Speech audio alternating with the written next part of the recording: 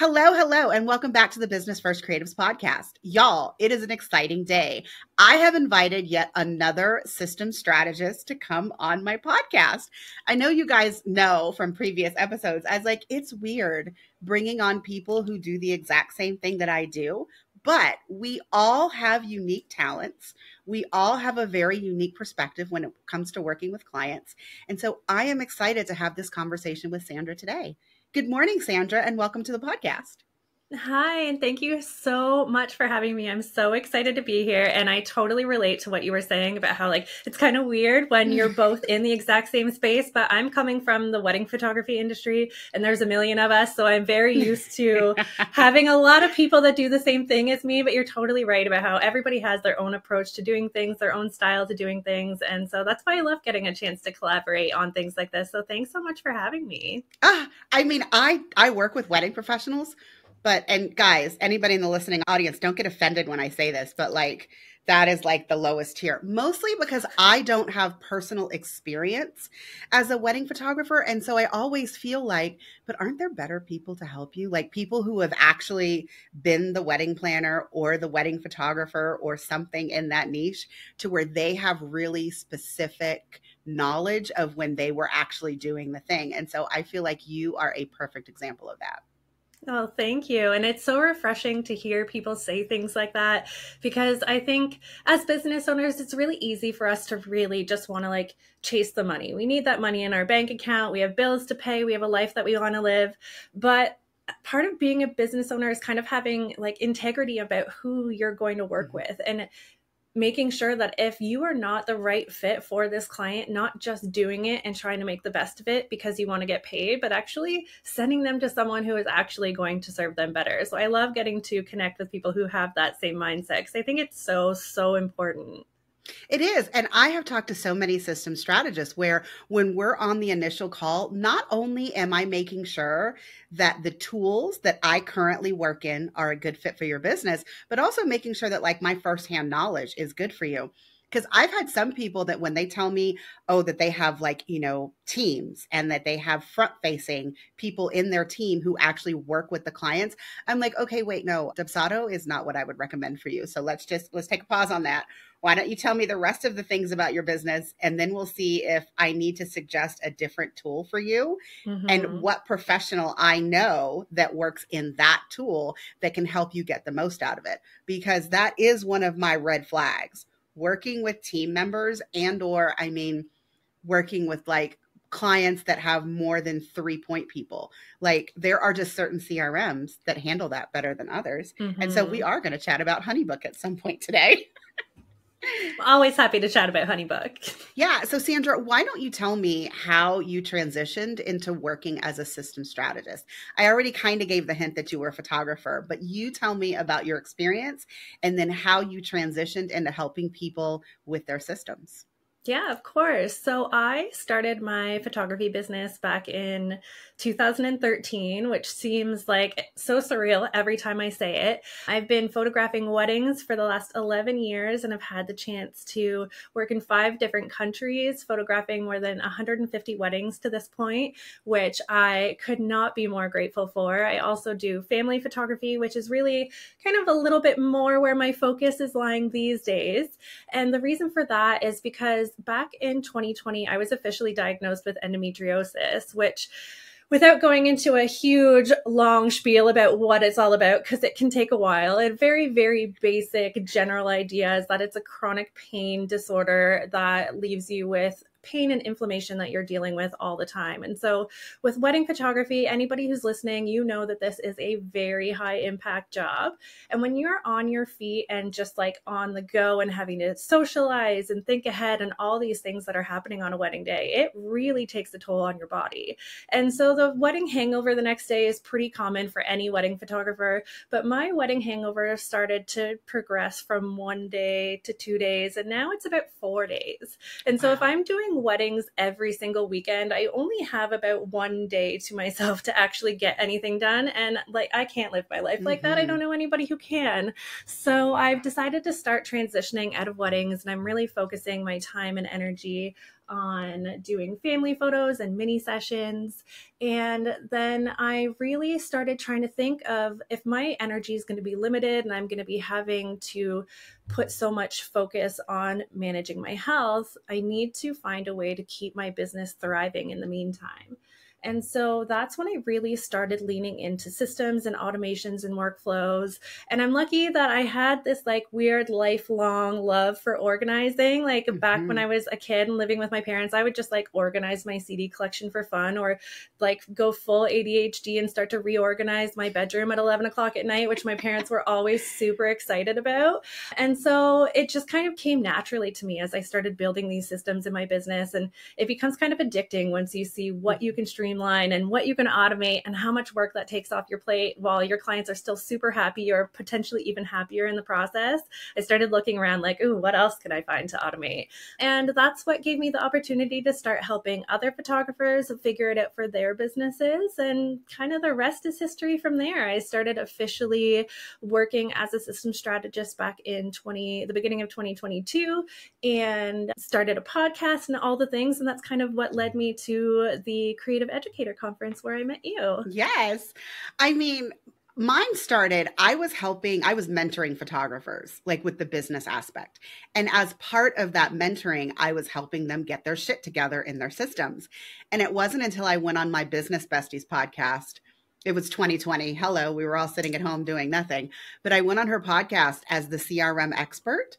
I had a solo episode, and then we actually did a roundtable where we had photographers who were using many different CRMs so that we could have a really rounded conversation about the benefits of each of them. But after we recorded ours and we hit stop, I was like, oh no, that's what I'm going to do next. That's my next course. That's what I told myself. I love it. Went full force to make my course. And then by the time the course was ready to publish, people were like, okay, it's great you made a course, but can you just do it for me? And I was like, sure. Right. I mean, it just never occurred to me, but I love everything that you have been saying about how systems save people time and money. But let's get back to specifically for you in relation to your chronic illness. So how do systems help you still be productive in your business when you are having a day where you are having a lot of inflammation, a lot of pain, and you really can't get into your business in order to do client work or even work on your business? Yeah. So one thing that I tell this to everybody about systems, and it's really like the core of all of the systems that I've built in my business, is to make sure that they will work for you on your worst day and not your best day. Because on your best day, you have the energy, you have all the things that you need, you're killing it, you're getting to every email, you're firing through your editing, all the things are going perfectly. But on your worst day, for me, that means like a lot of times if my pain is really bad, I can't hold my phone, I can't be typing on my laptop. I don't have the brain capacity to do anything but binge Bravo. And so I just needed to find a way to make sure that my business was thriving on those days. And so that's where my systems really come in, with utilizing things like automated emails, figuring out what touch points I can create for my clients to answer questions before they're asked. So that way they're not emailing me, because we all know the weight of like the pressure of feeling like you have all of these emails piling up in your inbox that you need to get to. So kind of just trying to put myself in my client's shoes and thinking about what questions they're going to have for me, what different points of contact I want to have with them throughout our time together, and setting up automated emails and things like that to be able to make sure those go out even if I'm not at my computer. And then another thing, a huge one, was setting up a booking calendar and creating automations that lead in off of that. And so for my mini sessions specifically, my clients can get the information on pricing, they can book their session, they can make their payment, they can sign their contract, all while I am cozied up in bed watching the newest Housewives episode. All right, guys, I had a planned episode on this, but Sandra's the person to discuss this with. My absolute favorite HoneyBook feature is now the session-based schedulers. Yes. Yes. So we're going to talk about that very briefly because she queued it up. And so instead of making a whole episode for this, guys, I'm just going to take this one clip and I'm going to slap it on Instagram. Love Sandra, it. I can't tell you, when they announced that and I first went into a smart file and I figured out how it worked, I was like gobstopped. I could not stop talking about it. So guys, let me just tell you what it is first of all. And HoneyBook is the only one to my knowledge that currently has this feature. And so I think that it currently like has the trophy for the ultimate booking system. So when you're making your proposal or your smart file, you're including your services page so that people can choose from one offer. One of the things that HoneyBook gave us in February of 2024, in case this episode is dated and you guys are like, we've had that forever next year. Yeah, this year it was new.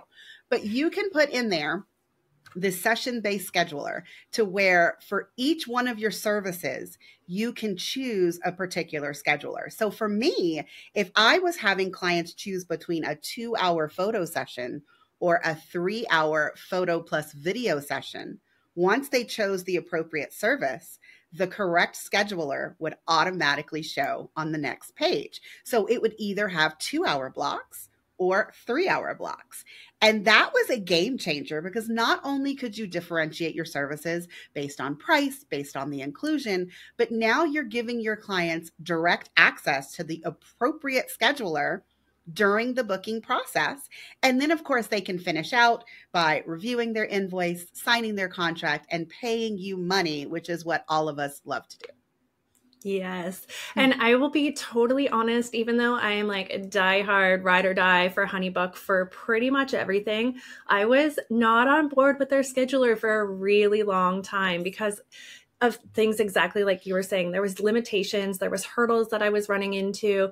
And so the way I had my session booking set up was they would book through a third-party site, and then I would queue up their automation and manually start it from there. But now that they have so many options for how you can select different schedulers and how you can even like set up automations based off the time they've scheduled and things like that, like total game changer. I've been slowly, because of course I decided to dive into all of this at the start of busy season, which is a terrible habit that I have. But I'm slowly putting all of my sessions now through lead forms and incorporating the scheduler and everything like that. And it's been such a dream. I love it so much. Now, the one thing that we're still missing, and guys, again, at the time of this recording, it's missing, but in the future, I feel like we're going to have them very quickly, is the fact that you still can't attach a contract to a lead form. That's still just, I don't understand why it's not possible, but I know. If you're not using a lead form and you are using a smart file as part of your booking process for projects that already exist, you do get that ultimate booking system, which is you show them the services and allow them to pick what they need. Then it shows them an appropriate scheduler for what service they've chosen, if that's something that you desire to do. And then it shows them the contract and then the invoice for them to pay. But so many other CRMs, while they have integrated schedulers, you cannot attach a contract to them, which to me is just bananas. So like, this is the one thing where when people are like, Cooley, I know you do HoneyBook now, but like, do you still think Dubsado is good? I'm like, yeah, Dubsado is great. But like HoneyBook's got this one thing, this one thing where if you are really needing to schedule people at the same time and you want to make sure that you're getting that contract signed at the same time, HoneyBook just might be the CRM that you need to take a closer look at. Yeah, absolutely. And yeah, I'm totally with you on like, it doesn't really, I mean, I'm not a coder. I don't know how to do all that kind of stuff. I don't understand why we can't have a contract in a lead form. That I have set it up, which I'm sure you know all the things, but I've set it up so like, once they submit their lead form, then it just queues up another automation to send their contract. And so I've just kind of like put like in bold letters so people can't miss it. Like, make sure you check your inbox. I mean, there's always people that are not going to check their inbox and I have to chase them down for their contract. So it's nice that there is a workaround, but yeah, I'm totally with you. We need that in there. And then it's like, no extras needed. Everything is perfect. Cherry on top with the contract. They get gold stars for me just as soon as they do that. Exactly. So Sandra, I want to ask you two questions. The first one that I want to ask you is in your business. So not setting up for other people, but like you running your own photography business or even your HoneyBook setups, like that as part of your business. What is your absolute favorite system that you have set up? Definitely my online booking calendar. I found that I was losing so much time with the back and forth conversation with my clients and trying to figure out the dates and times that were good for them. Even just like the time that I was spending having to look through my calendar to pick and choose which dates were available. And so I just getting that set up and streamlined, even when I was using a third-party software or third-party service, and then just manually setting up an automation through HoneyBook, it saved so much time. And I talk about this a lot, but I did the math once where if you were to save yourself 1 minute of time off of every email that you send, and you send 20 emails in a day, you're going to save yourself 20 minutes, which is great, not going to make or break your day. But when you add that up to a whole month, it ends up being like 6.5 hours of time that you've lost by just a minute per email. And so when you think about how that translates into how many times you have to email back and forth with a client on offering them different dates and times, and they're like, oh, that doesn't work for us. What about these dates? And then that doesn't work for you. And it wastes so much time. So when you set up something like an online booking calendar, you're taking that, like giving yourself that time back, but you're also showing up for your clients in a way that respects their time. And an example that I love to give with this is that a couple of years ago, I was looking for a new stylist. I needed a haircut and it was like 11:30 at night. I couldn't sleep. So I decided to just pop online and check out some local salons. And the one place that I decided to book with, I literally booked with them because they had an online booking calendar. It was 11:30 on a Sunday night. I didn't want to wait until Monday morning when they opened to call. I had appointments. I was going to be busy. Like I just wanted to take care of it on my own time. And so when we set up things like online booking calendars and automations that allow people to self-guide themselves through it at a time that works for them, it's not just taking work off your plate, but it's just showing a respect for the fact that they also have a life. I call it booking friction. Every time someone has to wait for you to answer a question before they can agree to pay you the money and actually put their credit card number in, that's called booking friction. And the more booking friction that you can eliminate from your process means by default, you will book more of your leads. So that's my rule. Now, I know we're both Jordan Gill fans. She has a rule. If you don't use a scheduling software, she will not work with you. She will not go on your podcast. She will not hire you. Like, you must have a scheduler so that she can go on and do this without all that back and forth. So I always love it when she says this because I'm like, everybody needs this. Oh, I totally agree. Everybody needs it. When I hear people doing things manually, I'm like, why? Like TidyCal and Calendly are free. You don't even have to pay money. Take that work off your plate. You have so many more things that you could be doing that I'm sure you would enjoy a lot more. Well, and the funny thing is, while I still use Dubsado to book my Dubsado services, and now I use HoneyBook to book my HoneyBook services, I actually don't do my podcast in either one of them anymore. I have completely moved it to Airtable, which you know after you booked this interview, and I'm using TidyCal for that. And the reason that I'm doing that is because TidyCal has the Zapier integration to where when someone books, you can actually take that appointment and do something with it. That is one of my number one hangups still for any scheduler that you were using inside of a CRM. None of them export that appointment date out, or at least not the ones that are most popular for photographers. So I just wanted to put that out there. Like, I love TidyCal specifically for my podcast interviews so that once you schedule, you can automatically get your guest form. I get notifications, you get notifications. Like, things can happen after you schedule that interview. That's your favorite. What is your favorite to set up for your clients? Oh, my favorite to set up for my clients is definitely an inquiry workflow, because this seems to be like the one thing that across the board of all the photographers that I work with, even some planners that I work with, everybody is missing an inquiry workflow. Because as photographers, I find that we really want to put a lot of emphasis on that personal connection. And so we want to be the person that responds to that email so they know that we're a real person and that we're really invested in them. But there's ways that you can still do that while still using systems and automations. And one way that I love to do this for my clients is just to show them what can happen with an initial autoresponder that will give their clients information, answer questions that their clients have so that they feel supported without the business owner feeling like they have to be tied to their inbox 24/7. Because I remember working for other photographers before I was out on my own, and we'd be driving home from a wedding and they would pull over to the side of the road because they noticed that they got a wedding inquiry and they wanted to reply to it. And that's just so mind-blowing to me. Like, you should be able to drive home from work and like not have to worry about your inbox. You should be able to enjoy a family birthday, a friend's birthday, your kid's birthday, your own birthday without having to respond to emails all the time.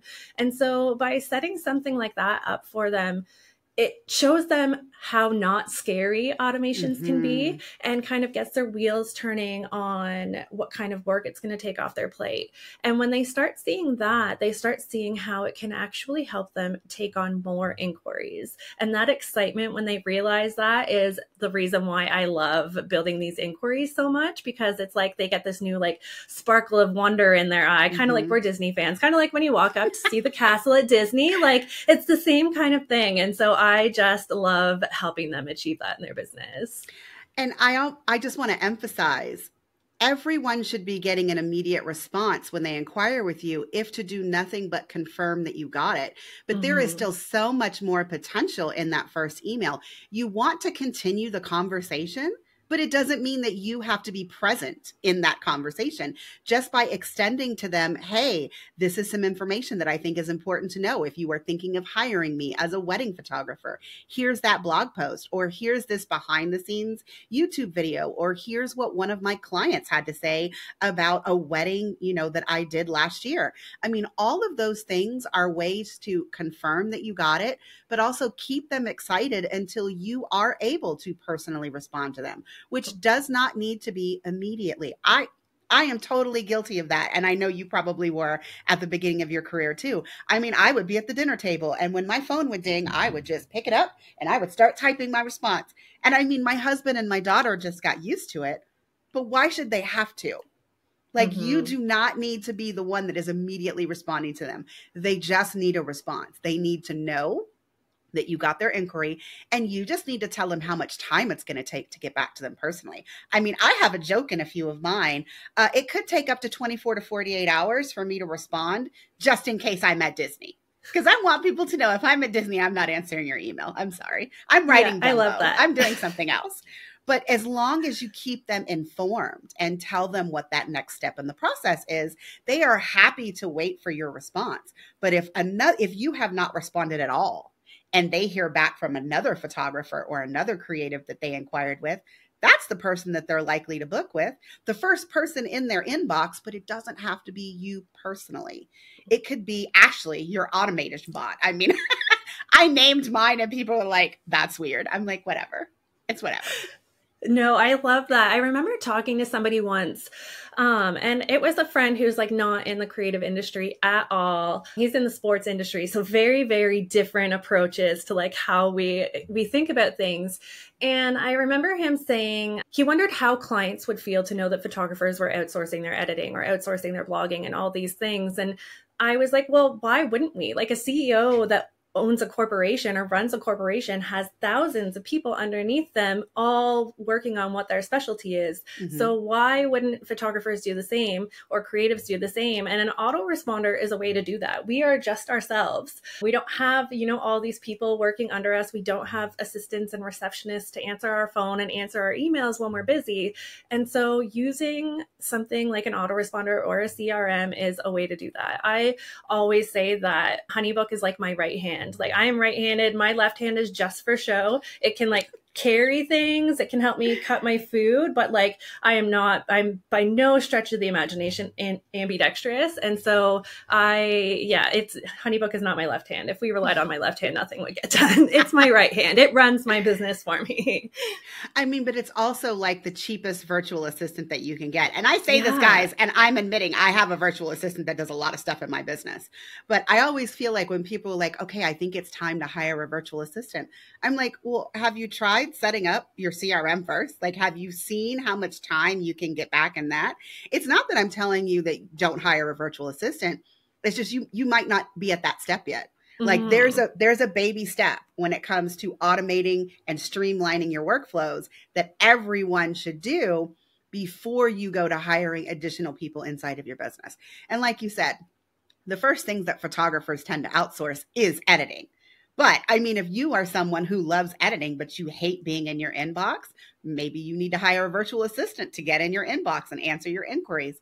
But whatever you choose to do, I think that having a CRM as like your base to help you run your business is something that every photographer and creative needs. Yeah, it's absolutely so important. I think like if anybody listening has been hesitating about getting on board with the CRM, now's the time to do it. Just test the waters and you are not going to regret it. It's going to be a game changer for your business. Now, I do want to take a step back from the actual tool, like HoneyBook, Dubsado, the CRMs, all of that.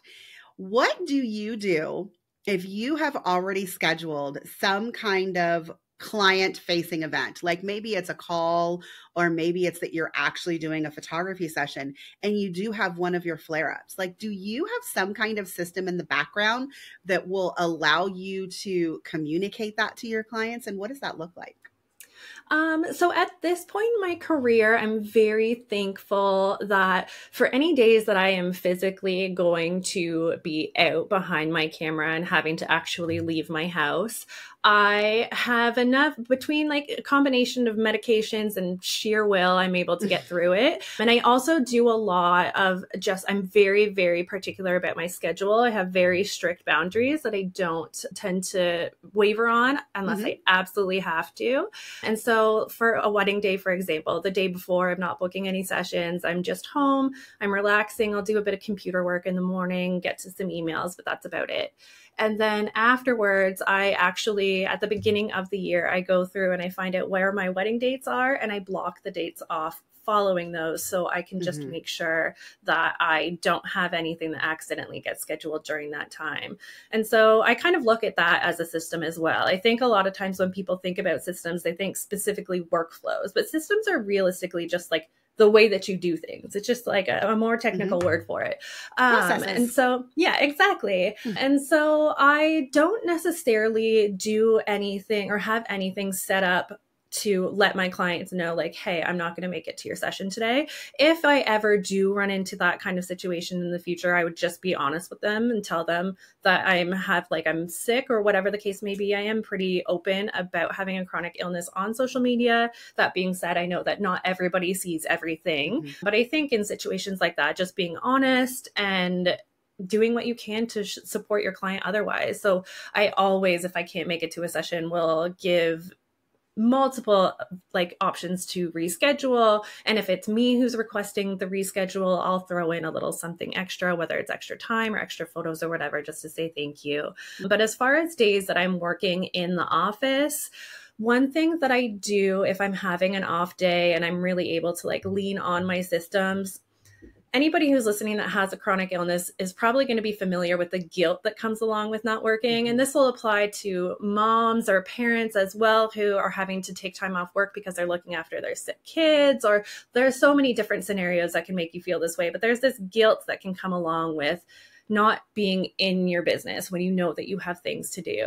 And so my go-to is Canva. It becomes my best friend. I live in Canva when I'm not feeling well because I really enjoy being creative. And so it's a way that I can still work on things for my business without having to use the mental capacity that comes along with doing things that are client facing. So I'll make new graphics for launches that I have coming up, put together some memes for social media because I love making photography or wedding related memes out of things. And so things like that are a way that, yeah, I'm still able to kind of tackle things on my to-do list while still giving my body the respect and attention it needs to rest. Yeah. I mean, you said a couple of key words in there. First of all, you have very strict boundaries that you do not go over. I mean, I talk a lot about how to communicate those boundaries to your clients as necessary. But one of the things that I personally had to do, because for the first quarter of this year, it was absolutely bananas. Like I did no work. I had to go in everywhere that I was talking about timelines, and I either doubled it or I tripled it. Yes. That was just to make sure that if I had a day where I literally couldn't get out of bed, that I, wasn't up against a deadline, that then, because there's nothing worse than feeling ill and trying to get over it or trying to get better. And then the guilt of letting down your clients comes back. So that was just something that I did for myself. I also call it your break in case of emergency. In 2016, I lost my vision. Like I was completely blind. And I was like, do you know what's really bad? there's no list of my passwords. There's no like master document. And at that point, I didn't have any team members. Mm-hmm. So one of the things that I have tried, I mean, now my husband has all the passwords. He doesn't really know what to do with them. He has instructions. If Coley is incapacitated, you must contact these 3 people, give them all of these passwords and tell them to, you know, figure it out, because they're all photographers. They're all business owners. But that was just something that I figured out for myself, made me feel better, so that if, you know, it came down to it again, because like I had a class that was starting the next day after I lost my vision, and I was staring at my computer trying to type an email to cancel it. I mean, and I just didn't want to ever be in that position again. So it's just, it's a weird thing. But I also feel like you said your favorite thing was the booking calendar. If anything ever comes up for you, the first thing that you're doing is going into your Google or your iCal, and you're blocking off those dates, which automatically takes it off of your booking calendar schedules, whether they're in HoneyBook or Dubsado or Acuity, Calendly, TidyCal, whatever. They're all synced.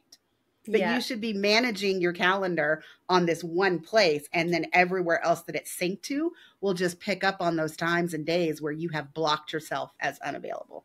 Yeah, that's one thing. I live through Google. I love Google. I have like, if I can connect it to Google, I'm going to. So I have all of my like schedulers and CRMs and everything running to my Google Calendar. And so I have in Google, I have a separate calendar that's just for like time blocking. And so that way I can just pop into Google, and if I can block off a week, I can block off a day, and it's going to automatically sync to all of those calendars. So I don't have to worry about it. Yeah, that's a huge game changer. I love doing that. It feels so good. It feels so good to just like stretch out a block of a week and just know that nobody can schedule anything in that time. Sandra, why have I never thought about that being its own calendar? Do it. I love it. I started doing it because I hate taking photos during like lunch hour. Lunch is my favorite meal of the day, so I want to be home for that. But also the lighting is garbage and just garbage, like, absolute trash. Exactly. So like I want to avoid it. I want to be home enjoying my lunch on my couch. So I started it with doing like a lunch hour block off, because then like with that online booking calendar, I was finding like people were like, oh, you know, my kid wakes up for lunch and then we'll do the photos. And I was having to like explain to people, we should shuffle that a little bit later. So I started it with just blocking off that lunch hour across the board, and then sunset as well. So I could just kind of like shift it as the year went on and the times change. And then I started using it for the time off, and it just makes it so much easier. Then you don't have to worry, like try to figure out what calendars you have and all the things, because brain fog, for me at least, rolls in pretty thick. And like there are days that I will be holding my phone trying to find my phone. And so I don't want to have to think of 10 places that I have a calendar I have to go and change. No, I mean, and that's actually one of the, I don't know about you, but that's one of the number one questions that I answer about schedulers. They're like, oh no, HoneyBook Scheduler is so complicated to use because you have to go and update every calendar. And I'm like, no, you just update your Google. And they're like, what? I'm like, yeah, you put it on your Google and then it translates all of them. And they're like, well, no, I share a calendar with my husband, or I have my kid stuff on there. I'm like, yeah, those should be separate calendars. Yeah. And only the ones that affect your ability to book should be syncing into HoneyBook or whatever CRM that you're using. And I always feel like people think that that's a game changer. They're like, oh my God, I never thought about that. I'm like, yeah. I'm like, your husband is working like that. Like I have my husband's paydays, because, you know, I definitely don't have that 9-to-5 paycheck. So I like it when I can see my husband's 9-to-5 paycheck on my calendar. But like that has nothing to do with me booking sessions. So it's on a completely different feed. And that feed does not sync to any of my CRMs or any of my scheduling apps. Like that's just for me. So you can totally have calendar feeds that are just for you. And the only ones that should be syncing into HoneyBook or whatever it is that you're using are the ones that actually affect your ability to book. So like if your kid has a soccer game, or soccer practice rather, because I feel like we would all go to our kids' game. Let me not put that out there. But if your kids have soccer practice and you're not transporting them, it just needs to be on your calendar. That should not be on a calendar that is syncing into your work scheduler. Exactly. I could not agree more. I mean, calendars can be so messy. And I feel like every time I connect someone's, I'm like, okay, let's look at this together. And then I'm like, oh, well, you say that you're paying your credit card on this day. Yeah, that doesn't need to be showing in HoneyBook. So let's go ahead and make you a new feed Yeah. that says credit card payments or to-do tasks or whatever it is. And let's just move that over there so that we don't see that when we are coming into your HoneyBook. Unless I guess it's like a business credit card, but I don't think any of us are doing to-do tasks on our calendar like that for our business credit cards. No, not at all. And like you were saying, like calendars can get a little crazy. I am a little obsessed with my Google Calendar and I put everything on there. And one thing with endometriosis is it's very heavily tied to your cycle. And so like I have a calendar on my Google Calendar for my cycle so that I know when I should be scheduling meetings and when I shouldn't and things like that. And so if I have all of my Google Calendars turned on at the same time, somebody will look at my phone and be like, whoa, like when do you sleep? When do you have time off? And I'm like, oh no, hang on a second. Let me turn all these off. And then all of a sudden, all these white squares appear and they're like, okay, that seems a little bit more reasonable. I mean, our calendars are for the ways that our brains are working. Yes. So just because it looks like total chaos to you doesn't mean that there isn't some, method to the madness. Some method to the madness. I was trying to think that way. I mean, and it's not even late. I totally agree with what you were saying. One of the things that I do on my calendar is when I am scheduling podcast interviews or client calls, all of them are in the morning. Because if you try to ask me a question after about 2 p.m., my answers are absolute trash, or it takes me like 5 minutes to answer something that early in the morning, it will only take me 20 seconds. Like I need my brain to be firing. And so when you are considering like making time available for your business tasks, definitely the time of day, which is best for your photography or best for you to be working with clients, all those things should come into consideration. And I love what you said about tracking your cycles though, because as I get older, I feel like now the day before I have my cycle, I am absolute trash. And so I need to figure out a way to start integrating that into my scheduler so that I don't accidentally schedule like a VIP day when I know that I'm barely going to be able to get out of my bed. That's great. Yeah, advice, absolutely. Sandra. I'm not an affiliate, but I use this app called Moody or Moody Monthly. I recommend it to everybody because it's been a total game changer. It is so good with like on the ball, nailing everything as far as like how I'm feeling, how my energy is going to be shifting and things like that. It's awesome. And it's been really helpful because with endometriosis and a lot of chronic illnesses, there are definitely a lot of unpredictable days, but there are some predictable days, and that I didn't really start figuring out until I started tracking my cycle. And I was able to kind of start feeling like I had a little bit more control in my life again, because I knew that like this day is more than likely going to be a good day, or this day is more than likely going to be an absolutely terrible day. And so I can schedule those really heavy mental load projects for days when I know I'm actually going to be up to it. And that kind of goes back to that guilt that I was talking about before, is that I don't have the weight of all these things that I need to be doing weighing on me when I'm not feeling well, because I have scheduled them around those days. Like you were saying, there's nothing worse than trying to push through for a project deadline when you don't feel well. And so that kind of helps me try to work around that. And I think anybody who has a cycle, it can definitely come in handy regardless of if you have a normal cycle or not. Yeah. I mean, Sandra, I feel like we have talked about so much today, but I always like to ask, like, is there anything else that you want to share about systems in general or creating systems to make your life easier when you do have a chronic illness? Yeah, I think really just driving home the point that you need to make your systems work for you on your worst day and not your best day. And I think that it's really easy for us to be putting together a workflow or coming up with a plan on how we want to tackle our week and think like, I want to get all these done. Or, you know, this past week I was able to get all the things done, so this week I should be able to get all the things done too. But our energy comes and goes, things catch us off guard and take us by surprise and get in the way of us running our businesses, especially when it's just us and we have nobody else to come and pick up the pieces while we're away. And so when you it sucks to put yourself in a mindset like that, but when you do, and you think about like on a day that I am only able to do the bare minimum, whether it's because I'm not feeling well or my kid is home from school sick, or, you know, we're going to be traveling, I'm taking care of an older parent, whatever the case may be.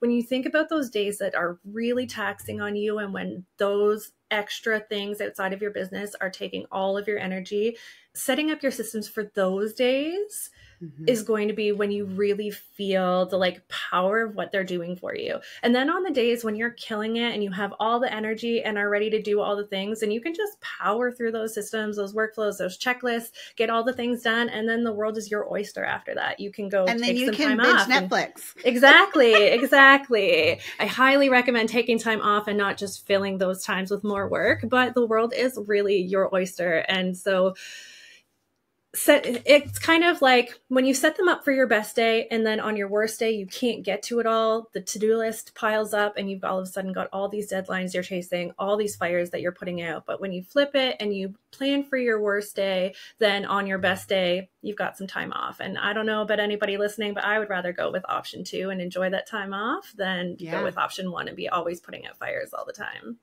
I mean, I'm really tempted to just end this conversation there, but you said something and it made me think of a question to ask you. Yeah. Sandra, I have started asking, especially systems people like us, what are you using for your task management?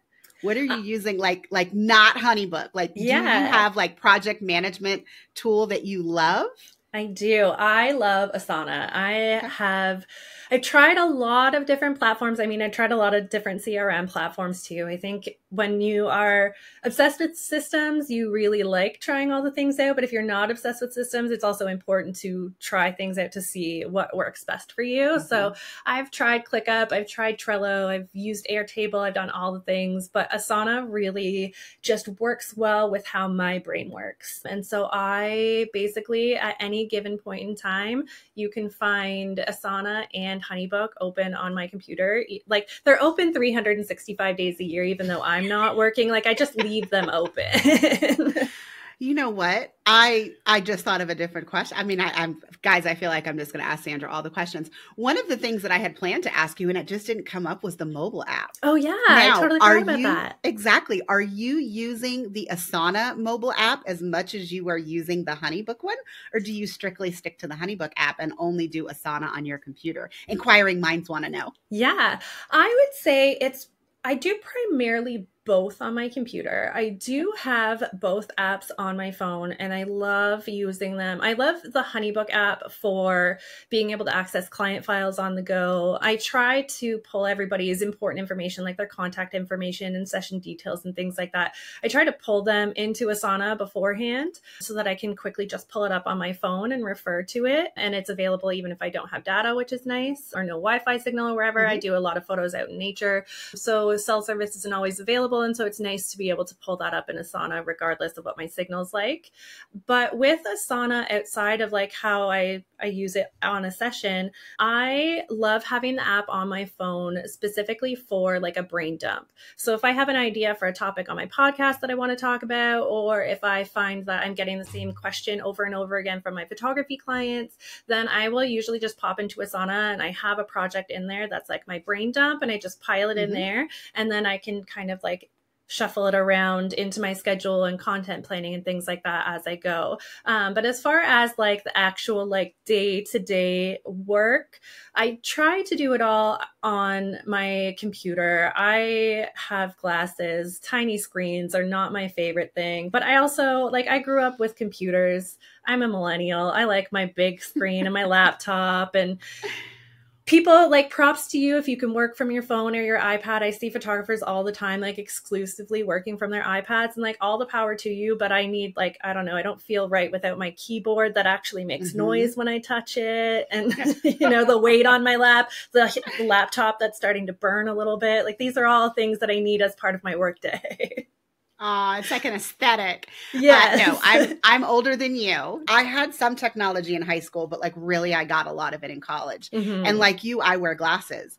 And so I love my 27-inch iMacs. Like, that was what I always did things on. But more recently, I replaced that with a 16-inch MacBook Pro. And while it is big enough, I will say Mhm. it is big enough for me to do daily work, but sometimes I really do miss my huge screen on my desk. But I'm really angry when I'm on planes, because this is just my little Yes. tip for everyone. Guys, a 16-inch MacBook Pro does not really fit on those trays. And No. if you get stuck behind an asshole who throws their chair back, oh my God, I've almost had my computer broken twice because it was sitting there and someone threw their seat back and it like slammed on the top. I'm just like, can you give me a little warning? Like, Yeah. anyways. Not gonna lie, there's a special place in hell for people who recline their seats like Okay. that. And I also agree with you. I really cherish mobile apps for the notifications. Mhm. It's not really that I'm actually doing the work, but like ever since I've been using HoneyBook, like the little dings that it gives me to let me know that someone viewed a file. Yes. Actually, I need to put that on Instagram. It's one of my favorite things because in Dubsado, there are no alerts Oh, when really? someone just views a proposal. No, you get an alert when they like fill it out, and then when they sign the contract, and then when they pay you money.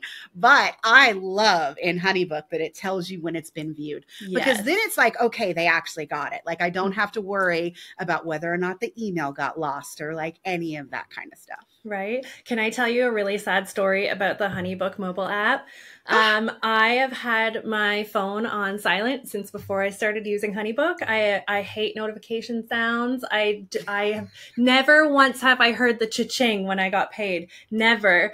And it's like, it's so, I need to just like turn it on a day that I know I'm going to get a payment. No, you're going to get paid. Because I literally have been using HoneyBook for like about 6 years now. Since the day they launched in Canada, I signed up and I've been with them ever since. And I've never heard the cha-ching.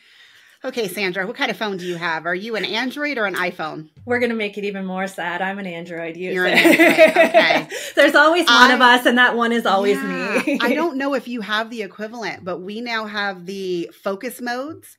Yes. And so one thing that you could do is you could have everything silent on your phone except HoneyBook. I don't know if you guys have an equivalent, but yeah, I don't know what it's called. We have something similar. Okay. So see if you could do that. That way you're not getting any alert notifications for anything else except your HoneyBook notification. Yeah. I should do that. And then you could hear that cha-ching. Yes. I always love, like every 6 months or so, my phone will update and I can always tell that Apple had a whole bunch of patents run up because all of my friends that had all of these features on their new iPhones, like all of a sudden I get them all and they all come at once and it happens like twice a year and it's always really exciting. I'm like, take that iPhone users. Now I have it too. Sandra, this has actually been an amazing conversation. It has been so fun. Can you let everyone know where they can find you and also talk about your workflow freebie that we are going to link inside the show notes? Yeah, of course. So if you want to find me online, you can find me at Simply Sandra Yvonne on both Instagram and TikTok. You can also find my podcast called Keeping It Candid. And that is on my website at simplysandrayvonne.ca/Keeping It Candid.